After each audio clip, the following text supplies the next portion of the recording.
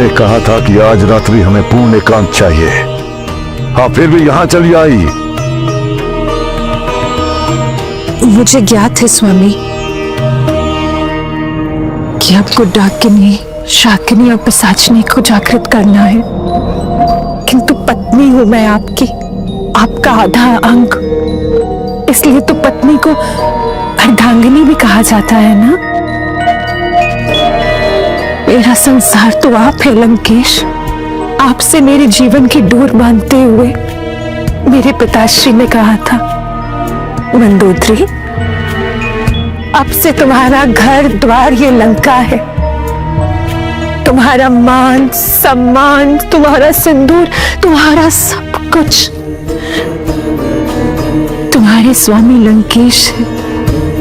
तो क्या आज की रात, जिसकी अगली सुबह काली होगी या उजली, कोई नहीं जानता।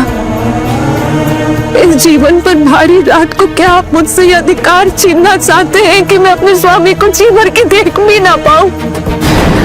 बस थोड़ी सी बातें कर लूं ताकि अपने स्तब्ध मन को शांत कर सकूं।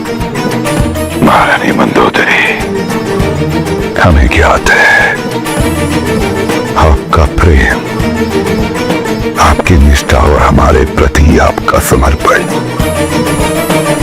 हमसे कुछ नहीं छुपा महारानी। सत्य तो है महारानी की हमारे सुख का संसार भी आप ही से है। किंतु महारानी मंदोदरी, ये लंकेश आपका पति होने के साथ साथ लंका का राजा भी है। संपूर्ण राक्षस जाति के सम्राट है हम।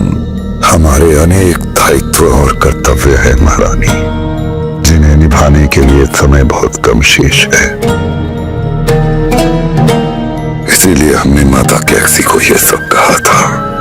मैं जानती हूँ स्वामी, और मुझे इस बात से भी कोई आपत्ति नहीं है कि यदि राम पर आपने विजय पाई तो आप सीता को पटरानी बनाएंगे।